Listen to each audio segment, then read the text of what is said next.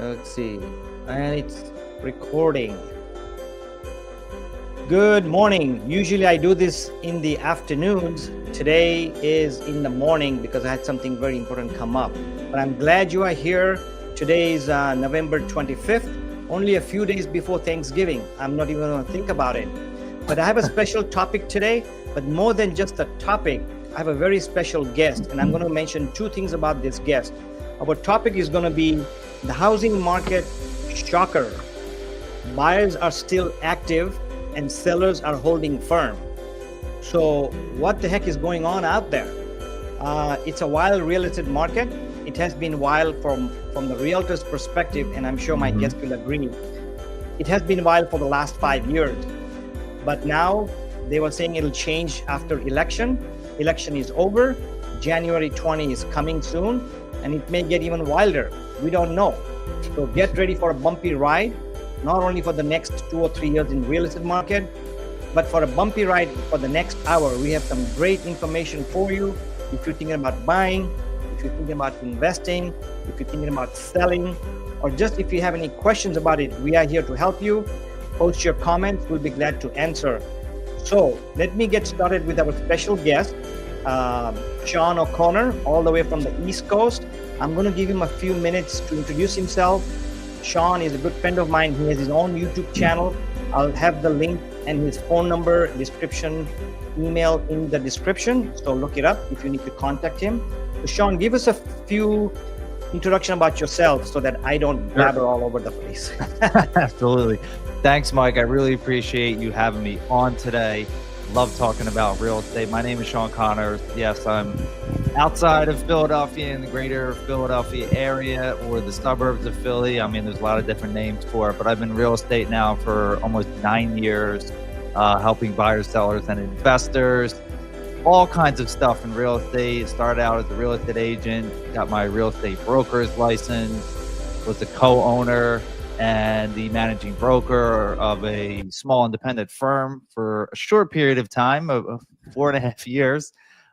We grew that company from 16 or 17 agents to 110 at the highest. And I decided I needed to get back into sales. I really missed the sales aspect of it. And that's what I've been doing now for the past half year or so.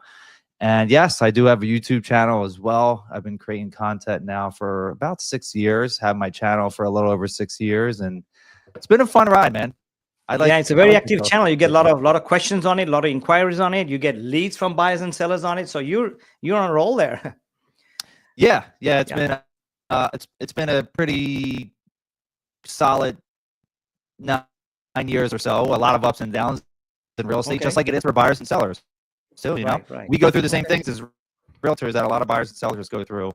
Yeah, as well. Hey, Shawn, I'm hearing a little bit of breakup there. I don't know if it's me or your side. Your sound was off just a little bit. Maybe it's the internet connection. Are you good over there? Yeah, I'm good on my end.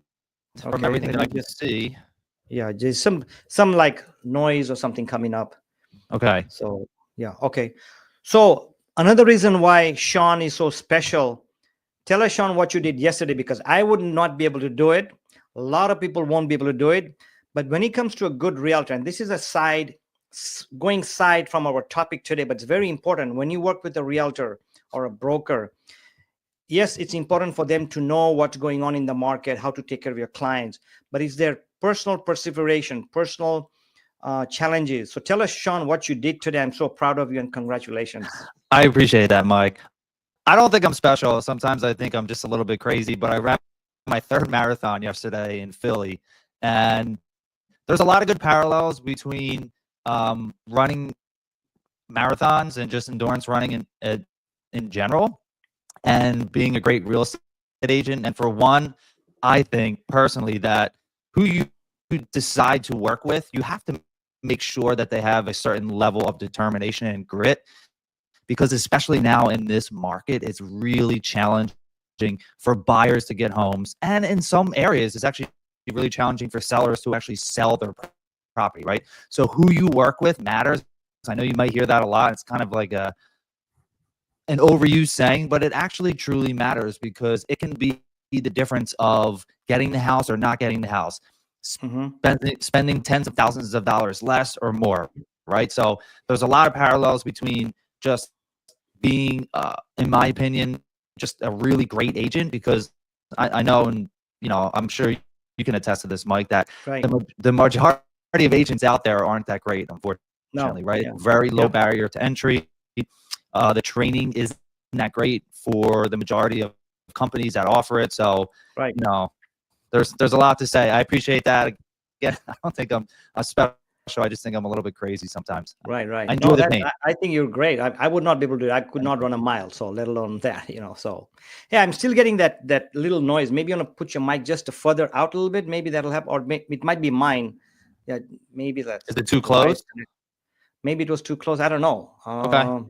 Yeah. Okay. I'll try. Let me start. Yeah. So let's get started. I'm going to share a screen here. Okay. And kind of read out what's going on in the market, and we get started. And I'll just want to read a snippet, a report from Redfin. So my concern is, as an agent and helping so many people and being so long in this business, especially this crazy real estate market we've had last 4 or 5 years, let alone last 10 years, is people tell us home prices are so expensive, Mike. When are the prices going to come down? Sellers are saying, hey, when are the rates going to come down so I can sell my house? I have an interest rate of 3 or 4%, so I can buy something bigger or smaller or in a different area, but I don't want to pay the 7%. But despite these complaints from buyers, sellers, investors are buying. Flipping is going crazy out there. Buyers are still buying. We are still seeing multiple offers. Of course, not as much as 2 years ago, but there are still multiple offers. I just closed an escrow and there was 2 offers on it. Luckily, my buyers got it. And the buyers are still buying and paying the high price at the higher rates. So let's look at what's happening, and then Shawn, we can discuss further, see what your opinion is, and kind of put some information out there for the buyers and sellers can decide. Awesome. So it says here, and this report is pretty new. It came out on November 21st, 2024. Early stage home buying demand jumps to its highest level in 15 months despite high mortgage rates. I mean, this doesn't make sense to me at all. The number of home buyers and sellers contacting Redfin agents has jumped over the last week. And this is just, 2 weeks ago or last week? With Redfin's home buyer demand index posting its biggest year-over-year increase since early 2022. I'm going to read further down and skip a paragraph because I read it earlier and I thought this was important. It says here, by the way, can you see this on the screen or? No, I don't think you're sharing. Oh, okay. Sorry about that. Let me share it then. Okay, let me see here. Share. Good thing I asked. How about now? Yep, I can see it now. Yep, it's just a report, so it doesn't matter. I'm just going to read it out. So I'm going to read out the second paragraph here. It says here, the burst of buyers and sellers jumping into the market is the result of pent-up demand from people who are waiting for the election to pass and for the Fed to cut interest rates a second time, said Redfin economic research lead Chen Zhao. Even though mortgage rates have been rising since both of those things happened, house hunters who have pressed pause are jumping back in. Now we're keeping a close eye on whether this is a short post-election boom or if it translates into a steady improvement in pending sales. And lastly, new listings rose marginally 0.4% year over year, and the total number of homes for sale is up 11.8% this year, which is a pretty significant number. Yeah. So, Shawn, if I asked you if you were a buyer or a seller, how does this make sense to you, or what's going on based on your opinion and in your market? Of course, your market is different than mine. I'm in Anaheim Hills, Orange County. Yeah. So when I hear that, I'm not surprised, especially post-election. And the whole pent-up demand part of the real estate market, I've been hearing that for years now. Years. Right. So I completely get it. And a lot of people, unfortunately, missed out on those low interest rates. And now they're kicking themselves in the butt. So what I believe, and this is kind of like a pet peeve of mine, is most agents are always trying to say, yeah, it's a great time to buy. It's a great time to buy. You should buy now. You should buy now, right? For all these different reasons, they're always trying to coerce buyers into buying a home. But there is a little bit of truth behind that. I don't always think it's a great time to buy. And when I talk to people, I always ask them, like, what is your ultimate goal? Why do you want to own a home? What is the point of it? You know, I had friends who bought last year who were literally looking for 5.5 years. 5.5 years. Wow. Yeah. They missed out on hundreds of thousands of dollars of equity. Yeah. Because they could have bought back in 2019 when we first started looking at homes. Right. And they literally told me that they don't care. They didn't care about missing out on that because they were just looking for the right house. Right. So here's another scenario to that. Let me just kind of ask you this question, because I have some buyers, and I'm sure you do. Let's go back 2 years. And let's say I had Peter who wanted to buy a house, right? Peter comes to me and say, hey, Mike, I want to buy a house, but my credit is bad. You know, I had a medical bill I could not pay. So I have my FICO score is 620. I want to get it up. So I need 6 months, blah, blah, blah. I don't have enough down payment. I need another year to collect money, right? So these are genuine buyers who had a ding on credit card, who needed to collect some down payment, or they were waiting for to have a baby, or they were getting a relocation. And these are genuine buyers who could not buy.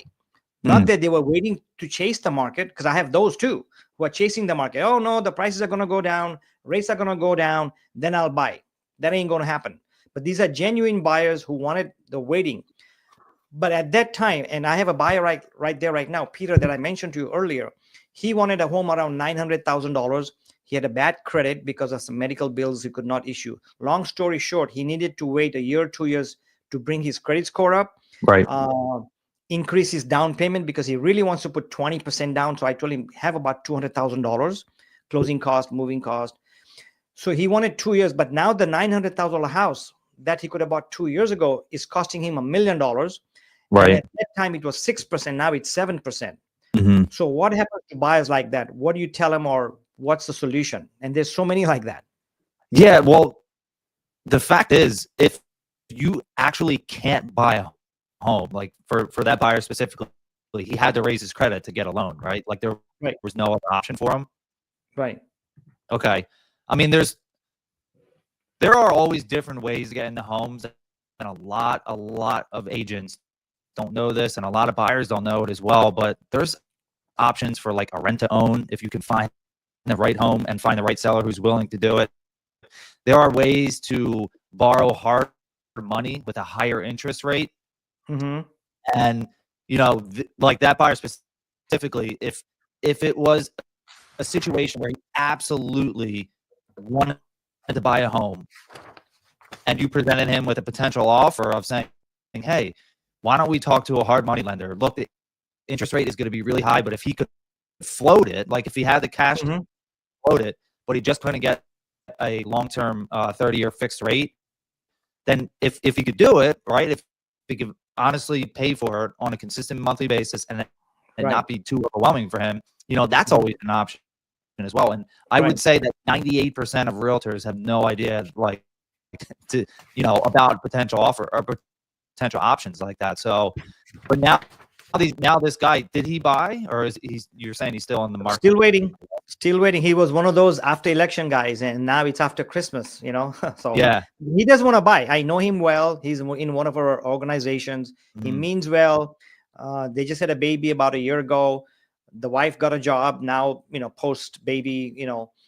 So they're both working. They have good income. Their FICO score is above 700 now. They're ready, but they're saying the $900,000 house that they could buy now is costing them $1 million. So now the scenario or the challenge is, I don't want that 3-bedroom house. I want that 4-bedroom house. Right. Now, hey, I'm not getting, you know, I could have bought this pen for $1. Now it's $1.50. I don't want to pay that, you know? Yeah. So what's the other option? What are his other options at this point? That's the challenge out there for a lot of buyers and sellers. That's the challenge out there. The option is, like I said, and this may sound harsh, is when I bought my first condo way back, I won't say I got white hair now. I bought a 2-bedrooms condo, 1.5 bath. I had to swallow my ego. I had to swallow whatever, right? I did not want a condo. My budget was 125,000 back then. I bought a condo for 121. It was a 2-bedroom, 1.5 bath condo. I wanted a house. Hey, I'm Mike Right. Patel. I want a house with a yard, with a view, with a pool, with upgrades. But my budget back then was 125. And guess what? I bit the bullet and bought a condo to get started. After 7 years, I sold it because I always wanted a house. So what I tell in this situation to Peter or all other buyers, hey, if you cannot buy a Mercedes, don't wait for the Mercedes price to drop. Get a Camry. Right. Yeah. Get in a Camry. Exactly. Go to work. Does it make sense? Yeah, I mean, that makes total sense, because if you're a buyer and you literally can't afford the $1 million home, then you have to look at other options. You absolutely have to look at other options, because your area sounds very similar to mine, where there are no signs, there are absolutely zero indications that the home prices are going to go down for the foreseeable future or ever, barring some kind of crazy circumstance that is completely unforeseen. My market has been like that. It's like a bubble, right? The city of Philadelphia, where I was, I grew up, I was born and raised in Philly. The city of Philly is much different than the suburbs. The city of Philly right now, it's more of a neutral to a buyer's market. They have almost 5 months worth of inventory. In my county, which I'm only 45 minutes outside of Philly, in my county, there's less than 2 months of inventory. Wow, and still, still. Now, as of, I literally just did a market update video last week. So as of right now, we're in less than 2 months of inventory. So that means that a nice home that comes up in a good area, it's going to sell quickly, and it's going to sell for the majority of the time with multiple offers and things like that. So that is still happening in my market, right? Right. Sorry, did you turn the music on? I just turned it on a little bit just to see. Okay. Yeah. Just, is it okay? You want to turn it off? Yeah, no, it's fine. I was like, did I turn that on or did Mike turn that on? No, completely okay. No, I'll leave it on for a little bit just to give it a little bit of pace, because I had coffee, but I think, remember, I do these shows in the evening, I'm doing in the morning, so I'm not quite awake yet, so I just a little push here. Yeah, so you got to answer yourself up. Shawn, we talked about the buyer, right? And he waited and he cannot afford it. Let's talk about the seller. Just kind of flip, because this topic is about sellers and buyers still making contracts, still buying, still selling. Yes. If I was a seller, me in the sense, a typical seller, most sellers that I know, at least the ones in Orange County, Anaheim Hills, California, that I've talked to, are waiting for the interest rate drop, not the price drop. Because I know that if I bought a house for $900,000, if I'm going to sell it today, I'm going to get $100,000-$200,000 more, at least in Orange County. Our appreciation is pretty high. My concern is the interest rate. I refinanced in 2022, like everybody else. I got 3%, right? I want a bigger house, or I want to move to Sedona, or I want to move to a view house. I want to move to a new construction. My concern is I'm going to get a very high price on my house. I'm going to get a lot of equity because I've been here 10 years, for example, and I've got lots of equity on top of the down payment I put in there. So my problem is not the down payment, not the money, not the affordability. I just don't want to let go my 3% and pay. Right. I'm going to use an F word, but I'm not, and pay 7%. Yeah. So what do you tell sellers like that, or what's the psychology behind that?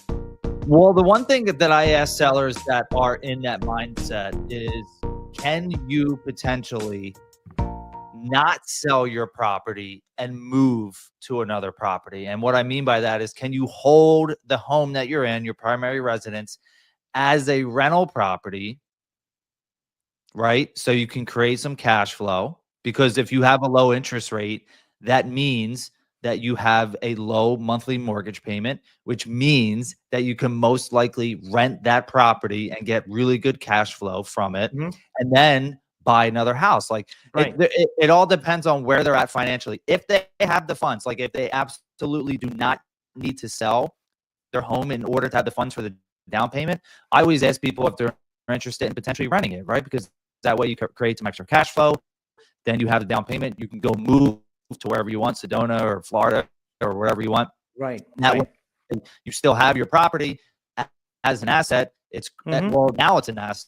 said, right? Because your primary residence isn't really an asset. That's more of a liability. So that's always one option. And then I always go back to, and this is my big thing when I'm talking to anyone, buyers, sellers, investors, what is your ultimate goal? Why do you want to sell and move, right? How that's where it all starts, because that's where you help formulate a game plan. And it all comes back to like, why do you want to sell? What do you want to do? What is the desired outcome you're trying to reach? And once we figure that out, then we can put the plan in place and go from there. But that's always the absolute first step. Right.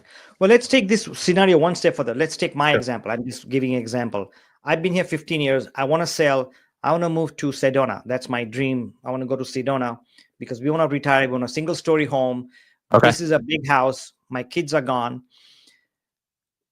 I have equity, and Sedona is very expensive. And I want, like I said earlier, most buyers, I want a view home. I want a pool, or I want this and that. So the house in Sedona that I want, and I'm thinking like a typical seller, is an expensive house. So I want to take all the money that I have. I'm retiring, right? And I don't want a payment, or I want a little payment. So I want to take as much as I can, pull out of this house and pop it there. But my still concern is that interest rate, and that new house, for example, has association fee. My property tax is going up, right? If I'm in California, we have a Prop 19. I don't know if you have that in Philadelphia. Prop 19, just to on a side note for my California viewers, if you're over 55, if you sell your house, let's say I sell my house, my base value, let's say my house is $1 million, but my base, I'm paying taxes on 500,000. If I'm over 55, and if I buy in California, then I move my property tax base. So let's say I buy a $1.5 million house, I still pay the 500,000 taxes. It's Prop 19. I cannot do that when I go to Sedona. And I've helped many buyers from here do that. I just sold a house last year where we moved the Prop 19 or his tax base, and he's very happy. I cannot do that out of state. So how do I think, or if you were an agent or a professional or seller yourself, how would you think to overcome that move? Hey, you want to go to Sedona, you want to get out of California. California sucks. And in fact, I'm doing a video. My next video is get out of California. So stay tuned for that. Well, I don't blame you. The taxes are crazy. I would ask you, Mike, what is the desired monthly payment that you want to be at for your house in Sedona? What is it? If you can think about it right now. Let's say 2,000, because I'm going to have a very small mortgage. 2,000? But psychologically, it's my 7%. Yeah, it's going to be small. Let's say 2,000. All right. So if we're at 2,000, what do you need to do to get your monthly payment to be $2,000? Put as much down as possible. So get everything out of this house and pop it there. And so assuming I'm looking at $1 million home, I may have to buy a $900,000 house. Just, so. Right. So you're going to sell your house in Anaheim, right? Right. You're going to collect a really good profit from selling it. Then you'll have the money that you need. Right. Put your down for the down payment to get your monthly mortgage, principals, insurance, and taxes, and all that stuff to $2,000. Right. Right. So why does the interest rate matter to you? Yeah, but that's the thing. That's the typical seller say. The other thing I have to worry about. Well, that's what you have to break it. You really have to break it down for people to see, because they don't understand what we understand. Right. They do not. And you really have to show them on a piece of paper, write it out, or on your tablet, whenever you're sitting down with someone, you have to show them so that they actually understand. And then here's the great part, Mike. Once you do that, once you sell your home, you get into the Sedona property, your mortgage is $2,000 all in. Right. And then even with the HOAs, so it's exactly where you want it to be. And it's to say it says 7%. The rates are going to go down over the next couple of years. So you're just going to be able to refinance and get your payment even lower. Right. But people really don't understand that unless you can show them. Right. So I think what it boils down, and the reason I want to do the scenario is now I get the idea. I have an answer for that now. Think about it. Yeah. And I could be wrong, but based on the conversation with you and the reports and last 3 years of crazy market, I think people have gotten used to the uncertainty. Yes. And that's what's stopping them. So people need to make a decision. You want to move? Move. It's like, hey, you want to get married? Commit. You can't say, oh, I like this lady, or I like my girlfriend. but I don't want to really get married. At some point, you're going to make that freaking decision. Sorry to say that. You Yep. got to commit to it. Don't worry about prices are going to go up. Don't worry about prices are going to go down. Interest is going to go up. Who's going to be the president? Whoever the president is, blue or red, what are they going to do? What are they not going to do? You can't worry about the future. Take your current scenario, like you said. My mortgage is $2,000. I have equity. Why don't you make the move? Forget the 7%. Look at 2,000. And if we put a one conclusion on not why a lot of people are buying and selling, but on the other hand, for every 2 to 3 people that are buying and selling, there is 4 to 5 people that are not buying. And from this conversation, I think it's one thing. They're not making a decision, or they're not motivated, or they're just uncertain about things. So you got to let go of all those. Yeah, it's very psychological too, Mike. And I know you know this from working with a lot of people over the years, is that generally buyers and sellers have fear of missing out, right? And they for some reason they think that they're going to miss out right now by buying at a 7% interest rate. But the fact is, the interest rates will go down. The interest rates will fluctuate. They're expected to be in the mid to low sixes by the end of next year for a consistent period of time, and they could potentially even go lower. And again, what a lot of buyers don't understand is you can actually buy down the rate even more. Right. So you can utilize certain tactics and certain strategies to get a lower interest rate now, and then you can think about refinancing later. I hate this saying marry the house, or what is it? Date the rate, marry the house. I hate that. Marry the rate, date the rate, marry the house. Or whatever it is. But like there is some truth behind it. Yeah. And the truth is, if you can afford it right now, then it makes sense. If you cannot afford it right now, then it doesn't make sense. It's really that simple. If you can afford it with the current level of income that you have right now in this moment of time, and you can do that for an extended period of time, whether it's a year or 2 or 3 years, then it's a good move. But if you can't afford it now, then wait. Yeah. A lot of people are, I'm the seller that wants to sell. I do not need to sell at all. I want to sell because I want something. I want more space, a bigger yard. I want to get out of, like, I live in a town. It's a small little town. So the homes are a little bit closer together. And like, I just want a little bit more land spread out, and I want a cul-de-sac, right? That's what I want to be on a cul-de-sac street. I don't need that. I just want it. But there's people that actually need to sell for whatever reason, job relocation, facing bankruptcy, they're going through a divorce, something like that, and those situations are always different. If you need to sell, then you sell, right? There's really no other option. But for the people that are like, well, I kind of want to sell, or I kind of want to buy, it doesn't really matter what you want. Doesn't. Yeah. It all comes down to what you need to do in that moment. Right. So I'm going to read another report, but before I do that, if you were an agent and let's say you're talking to a buyer, let's say I'm the buyer, just for scenario, what would you tell me right now? Election is over, rates are not going to drop, or whatever. What would you tell me if I was a buyer that I really want to buy, but I've been hesitating? What would be 1 or 2 things that you'd tell me? And then I'll pretend I'm a seller, and you can tell me that again. And then we'll switch over to a new topic. The main thing that I would say to you as a buyer right now is this: we're towards the end of November. It's about to be December, and it's about to be the holidays. And then as soon as it's the holidays, it's the new year.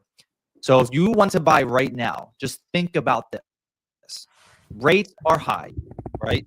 In my area, and it's probably similar to yours, and it's probably similar around most of the country, is that we are still in a housing inventory crisis. There's not that many homes. There's a lot of people that want to buy, but there's a ton of people that are put off by buying at a higher rate. But here's what's going to happen. As the rates come down next year, that means you're going to be competing against more and more and more buyers. Once they get in the low sixes, that house that you're looking at now for $1 million in your area, or $750 in mine, that house is now going to have multiple people that are interested in it, which means multiple offers, which means that it's probably going to go above asking price.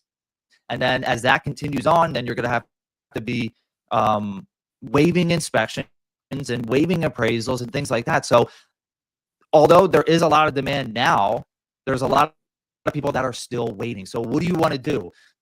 Do you want to go after something now with a higher interest rate? Absolutely, if you can afford it, because it always comes back to if you can afford it or not. And I'm never going to put tell people to put themselves in a bad position, because if you can't afford it now, then don't buy. Yep. Yeah. That's it. But if you can, do you want to compete against almost no one or a couple people, or do you want to compete in 5 offers or 6 or 10 offers, right? That's what we have to think about. And also, those prices are going to go up, especially in my area. The values will continue to go up. So where do you want to be? Do you want to do it now, or do you want to wait until it's more expensive? Right. Absolutely right. I like this when you say prices are going to go up, and I absolutely 100% believe it. We won't get into why, but next 3 years, according to all the reports I've read, and I do a lot of reports now that I do these podcasts and videos, I'm reading reports every day, and all reports indicate one thing: prices are going to go up, up, up. They will come down, but people have been telling me since COVID days, oh, watch, 2021 prices will come down, 22 will come down. It's 2025 almost, and it's going to be 2028, and I'm going to be here and say prices may start coming down, but until then, I'm not going to say it. Exactly. And hold this video or put it in a save it somewhere and prove me wrong. As long as the area that you're in is in a supply crisis, like mine, with less than 2 months worth of inventory, values are going to continue to go up until it gets to 5 months, right, at minimum. Until it gets to 5 months at minimum, the values are going to continue to go up. Yeah, and remember, we're talking to a large audience, so we're talking in general. But some pockets, even today, I know some pockets: Austin, Florida, Page, Tennessee, Celebrations, Florida, those areas, Palm Springs, Joshua Tree. Some pockets of homes have gone down, and it will go down. But we're talking national average. Prices are going to go up. So yeah, there's pockets where prices are down right now, but they may come up. Absolutely. So now let's switch gears. And if you're a seller, if I'm a seller, what would you tell me? That I'm hesitant, but I need to move. I need a single story because I got a bad knee, blah, blah, blah. What would you tell me? Well, what is your hesitation? Well, what is if I sell my house, I'm getting a lot of price, but I'm going to move to a place like Sedona where prices are way more expensive because it's a tourist area, but that's my dream home. So I don't want to pay for the higher price there, even though I'm getting a higher price here. That's my mentality. Well, how long are you willing to wait for prices to come down? I've been waiting for 3 years now. Have they come down? No, but my home price went up.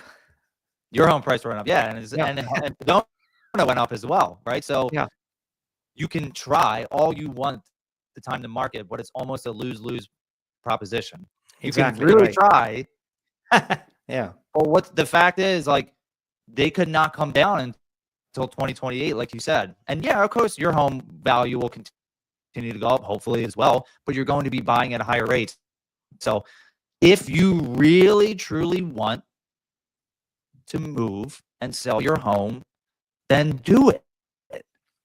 You have to commit. Like you said, then do it, because you're never going to be able to time the market perfectly. It just doesn't. You got to make the commitment. You have to make the commitment. Yeah.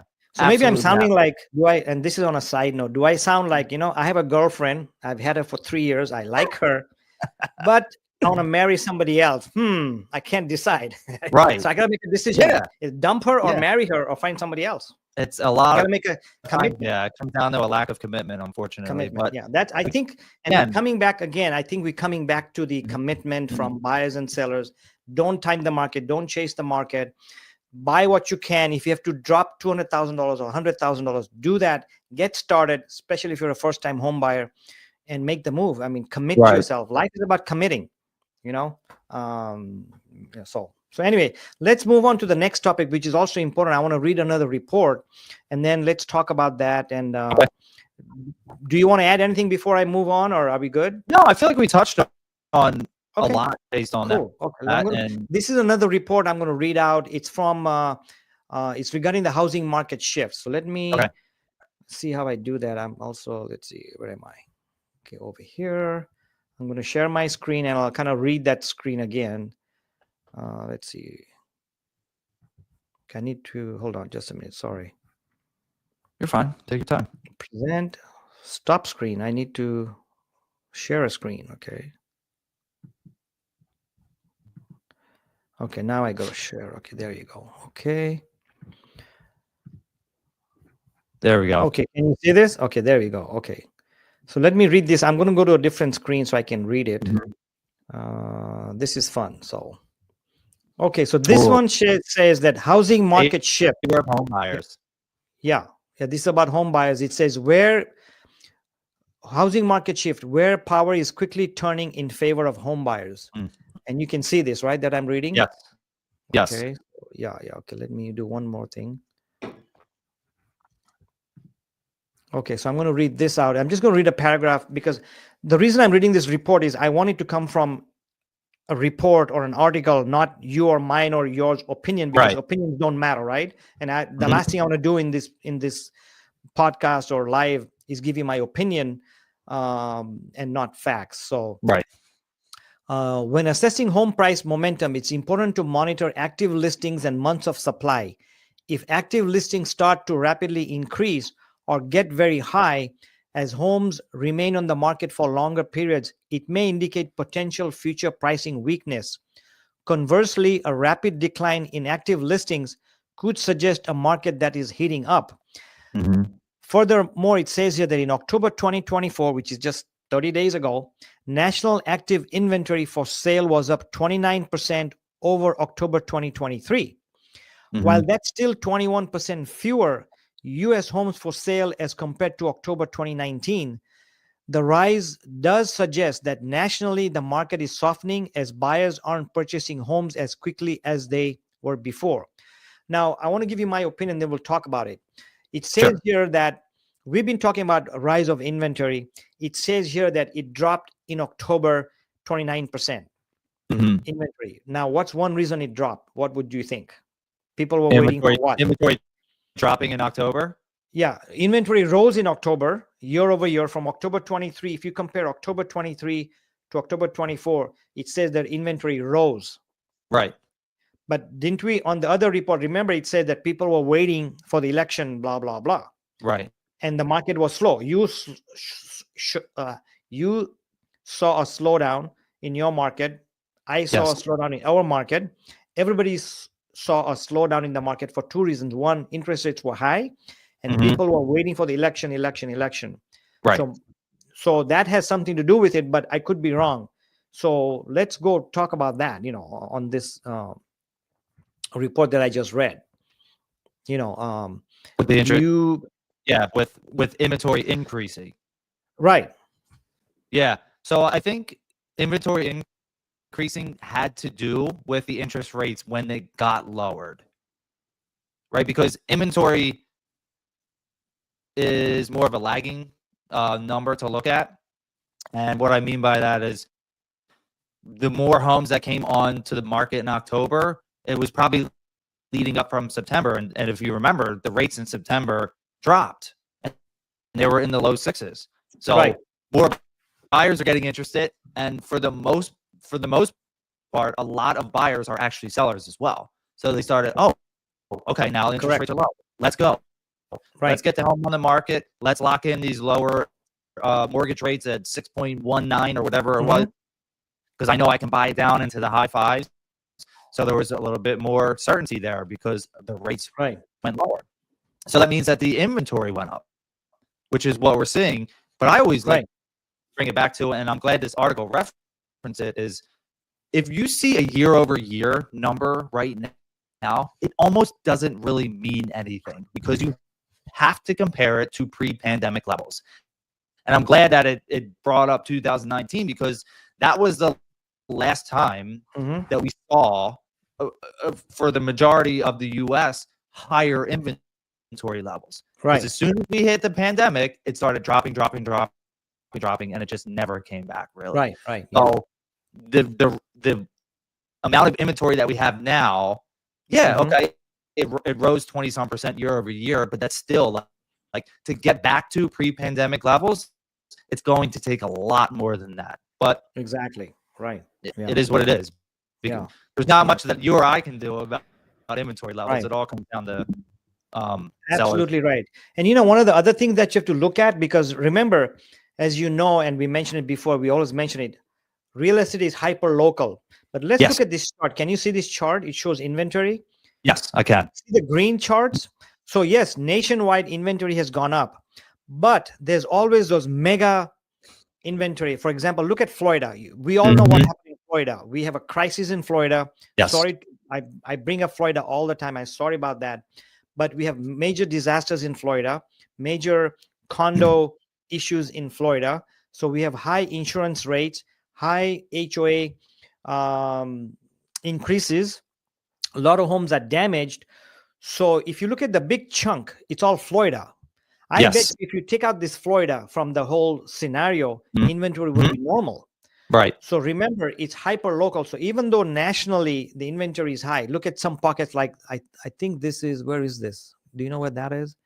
South Carolina, North Carolina, Tennessee areas.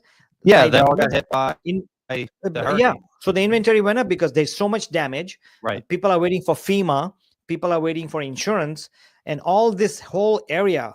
I bet you that if you take that out from calculation point of view, inventory will be short, right? Look at this state here. What state is that? That's Texas. No. This is Montana. No, that's Denver. Colorado. Denver. Yeah, Denver. Inventory is up. We had major fires over there. California over there. Sacramento, Napa. All these, we've had major fires over there. Yeah. Over here, we had a fire in September, October, our LA fire. So we can go on and on and on, but there's factors there. Bottom line is there's a shortage of inventory, which is going to cause the prices to rise, which Shawn has been saying, I've been saying it's going to go up, So let's look at the next chart. If there's another chart, active housing inventory for sale compared to pre-pandemic levels. This is a good one. What was that? This is a good one to look at. This is the one that makes. Yeah. Can you see? Do you want to talk about this or talk about this? And yeah, I can't really tell the color wise, but from what I can see, metro size. A lot of stuff happening on top. Chicago, Milwaukee, a lot of drops over there. Yeah. So okay, see that 37% drop in Milwaukee, 57% drop. Now, is that saying that's where it's at now? Now, this is just comparing October to October. Yeah, where it was in 2019, where it is right now. Yeah. Let me read it. Let me read it. Maybe it makes sense a little bit. Then we'll talk about it. Most of the Midwest, Northeast, and Southern California remain below pre-pandemic inventory levels. In contrast, many parts of the Gulf Coast, including Tampa and New Orleans and Mountain West, have ticked back to pre-pandemic levels. We just talked about that, right? Yeah. Now, and this is actually above pre-pandemic levels. So exactly. Right. So they're short of inventory. Those are buyers markets right now. Yep. And it's also a lot cheaper. So a lot of the people, people who used to go to Utah and Iowa and Idaho and North Carolina, guess what? They're not going there. They're moving up because it's even cheaper there. Right. Yeah. And if you're willing to move down to those areas, like knowing what can potentially happen to your home, knowing that there's extreme weather incidents that are happening. Right. If you're willing to move down there, like, you can get a good deal now. But here's the trade-off, Mike. Right. People need to know this. If you're going down there, your homeowner's insurance is going to be very high. It's going to be very high. Yep. So you have to take that into account. And then it really just all comes back to how much can you afford now, and then understand that hopefully if you buy now at a slightly higher interest rate that you're going to be able to refi. But with insurance, I don't know what you can do besides shopping around, but I know that a lot of major insurance companies are going to charge you more if you're living in these highly volatile areas with potential hurricanes and flooding that are coming through. So you're going to be paying a lot in insurance right now. Right. So you're in Philadelphia area, right? And I don't know if you've had any disasters or anything, or you're prone to that. Has the disasters like California, Florida, we've had a lot of impact, and our insurance rates, at least mine, has doubled or tripled. Will it affect you in Philadelphia because insurance companies go by the trend, or it's not affecting right now? Not really. I mean, the biggest threat that we face is hurricanes, but they don't hit us nearly as bad as anywhere down south. So the last big one that was 2021. Right. So in my town, I have two properties. I have our house that we live in, our primary, and then my rental property. Right. And the flooding was horrible. We got about 10 inches of rain. Right. Our rental property is a single-story home, and we have about a 6-foot basement. The water came all the way up to the ceiling in the basement, and then about a foot and a half in the house. Wow. Yeah. So it was really bad. Nothing major in the sense that the whole state's insurance is going to go up or anything, but no, we don't really face major weather like that, unfortunately. Right. Yeah. Okay. Because what's happening in Florida and California and Texas is the insurance companies are paying so much out of pocket, and there's so much fraud on top of that. A lot of fraud going on. People are they're charging it back. So they're charging the insurance companies, and what insurance has to do is, I'm in Orange County, is fire-prone area, but they charge everybody in California because they have to charge everybody, right? Right. So it's a disaster, in the making. Can you see the screen where I'm talking about or showing some things about the price? Okay.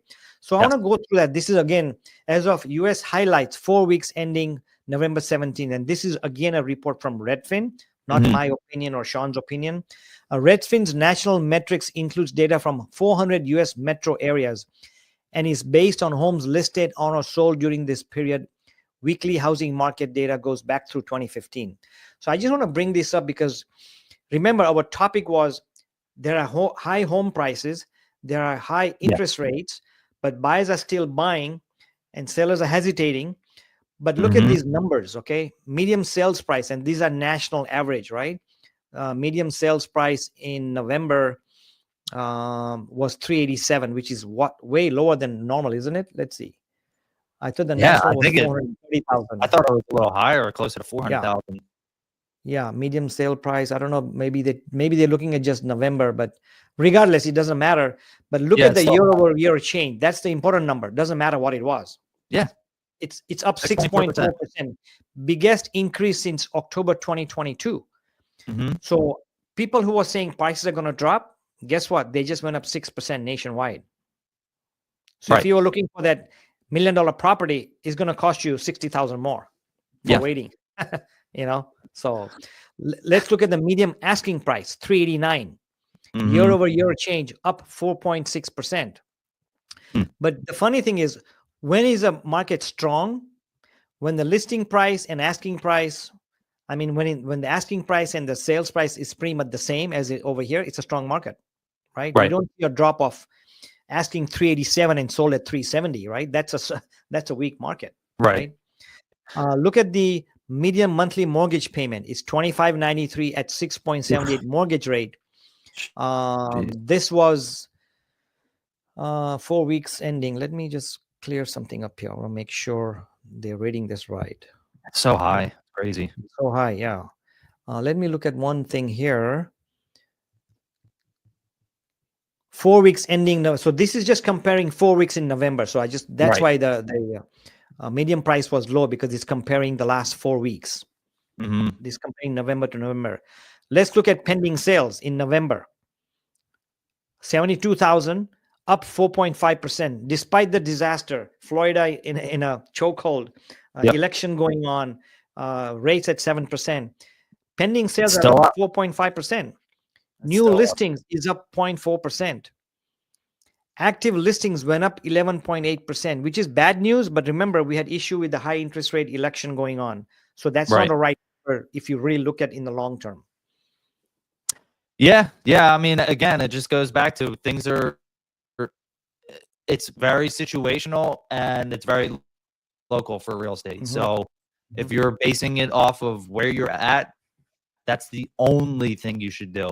I shouldn't take into account anything that's happening in your market at all, in my market. It doesn't make sense. It doesn't make sense. It doesn't make sense at all. No. There's literally no point to do it. I know as a real estate professional, you and I, we try and do things on a broad level, and we always bring it back locally, but that's the only time you should be focusing on real estate, is looking at your local market, because nothing else matters. So you have to understand your local market when you're deciding to sell or buy. And if you don't have the capacity to do that, then you have to hire the right person to help you figure it out.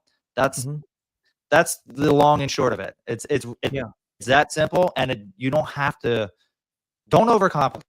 it. Keep it simple, right? Because once you try and overcomplicate it and you compare my market to Florida, then you're going to be like, well, in Florida, unless you're moving to Florida, it doesn't matter. Doesn't matter. Nothing matters in Florida if you're in Philadelphia. Absolutely right. And the one thing that I may add to what you said, exactly what you said, is if I'm a buyer or seller, number one, look at your local situation, because I do care what happened in Florida, but it doesn't affect me. I do care what happens in Philadelphia, but hey, if there was a big storm and December no sale, it doesn't matter to me or my market. What you have to look at your current situation of the market. Are the prices within your range? Is the interest rate within your range? Look at it right now. Can you afford in Orange County? Can you afford $1 million home, which is a typical home right now? 4 bedrooms, 2 bath, 2,000 square feet, built in 1975. That's $1 million, which you don't get much. Sorry to say that. But if I was a buyer here, if my brother was buying, or my kids were buying, I'd say, you know what? Buy it at $1 million if you can afford it. Don't look at what happened. Yes, they were $800,000 3 years ago. Now they're $1 million. Buy right now. Don't worry about the future. On one condition: are you going to stay in this house 5 years, 7 years, 10 years? Then it doesn't matter. But if you're going to buy a house for 1 or 2 years and say, you know what, let me buy a house and in 2 years I'll move to Florida when the prices drop, or Texas or wherever, then don't buy it. Buy long term, get situated. By buying a home, number one, you'll get settled down. You will become richer in 7 years, because statistically your house will go up 4% per year. You will get tax write-off, and you will become a different person, in the sense you will become frugal, because to buy a house, you will become frugal. It'll make you.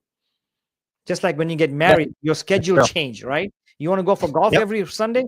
That might change when you get married. So when you buy a house, right? So what are the insights can you give to a buyer or seller looking ahead, looking at the current market, Shawn? You already mentioned about stay local, but what else can you tell them? I think depending on what you're doing, buying or selling, or even investing, it's very important, in my opinion, to have a plan. Because if you just go into it and you have no plan at all, and you're just completely winging it, then you're not really setting yourself up for success. So whatever you're deciding to do, if you are a homeowner, you need to sell and then you want to buy, you have to have a plan. If you are looking to buy, you have to have a plan. If you want to invest, you have to have a plan for that as well. Because again, if you just try and do it without consulting the right people, you're just setting yourself up for failure. And so much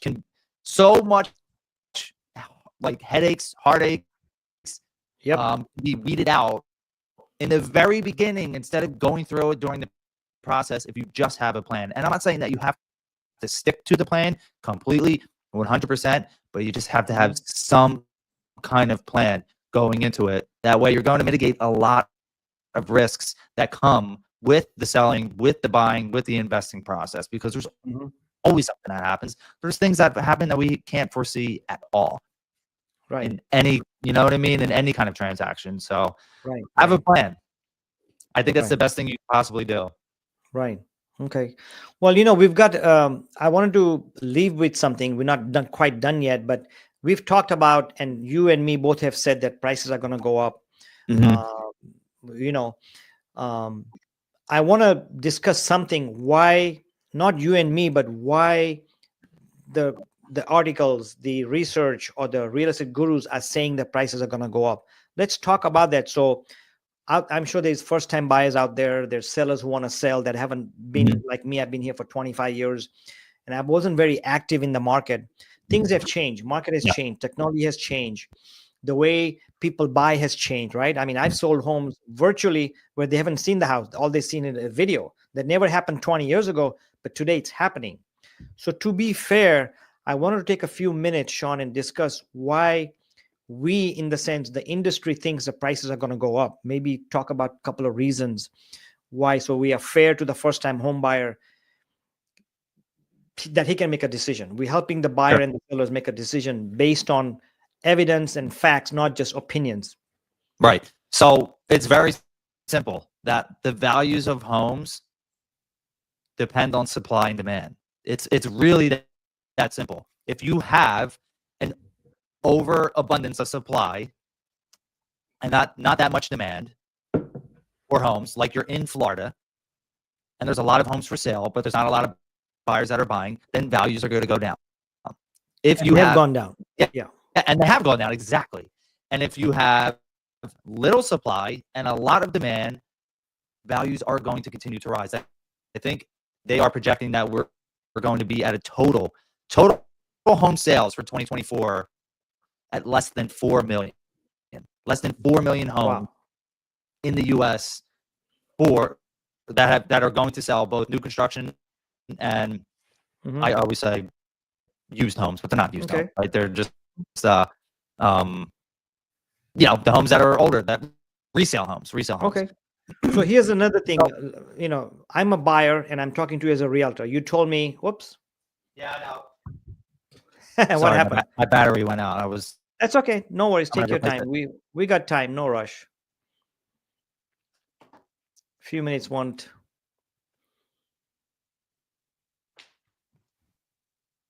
So what we're going to talk. Yeah, okay. Okay, good. So now I'm a typical buyer, new in the market, don't know much about real estate. I'm busy doing work and making money. And you telling me, well, prices are going to go up because inventory is low. So Mr. Realtor, what's causing this low inventory? And you've been telling me that you told me the same thing last year. And a realtor that I talked to 3 years ago told me the same thing. So why is the inventory low? I'm trying to, I'm thinking like a first-time home buyer. There's two main reasons in my market. And the two main reasons are that new construction homes have not kept up with demand. And that's one of the biggest reasons why we get more inventory in this area is we get new homes built. But new homes, there has not been enough new homes that have been built since 2008, actually.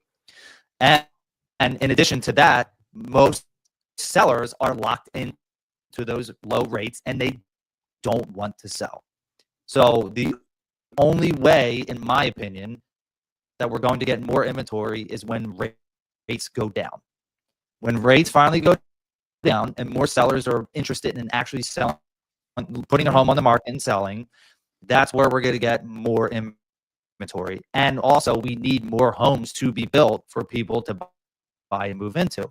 In my county specifically, it feels like we have a lot of new developments going up, but still, there's so much demand that can't really meet, or there's so much demand and the supply can't really meet that demand. Right. So we need more new home construction, and a lot of people don't like that because I live in an area where there's a ton of farmlands, beautiful rolling hills, and people love that, right? The current residents who live there, they love that. And unfortunately, I love that too, right? And I don't want to see a lot of home construction, but I know just from an economic standpoint that we need more new homes to be built in order to fill that buyer demand. And we need interest rates to get lower so more sellers decide to put their home on the market in order to increase inventory as well. Right. And that's a very good point, and that's probably the reason why. But here's another thing. If I'm a buyer, one thing I have to realize it, I might think, you know what? Now the inventory is up. No, rates are down. More homes are for sale. So I have more choices. Well, you still want to buy right now because here's what's going to happen. And I read a report yesterday from Barbara Corcoran. She was on a video interview and I was listening to her, and I've seen that from other things. If the rates go down, I'll ask you, Shawn, what's going to happen to the home prices? Rates go down, home prices go up. Rates go down. Shoot up. They're going to shoot up. Exactly. So if you're a buyer, again, we come back to the same thing over and over again. If you are ready to buy, and if you have the down payment, if you have this, buy. Don't wait. Don't chase the market, because if you wait for the rates to go down, guess what? Prices will go up because everybody who's been waiting is going to come and buy. So there's going to be multiple offers. The rates are going to go up. So you can't chase the market.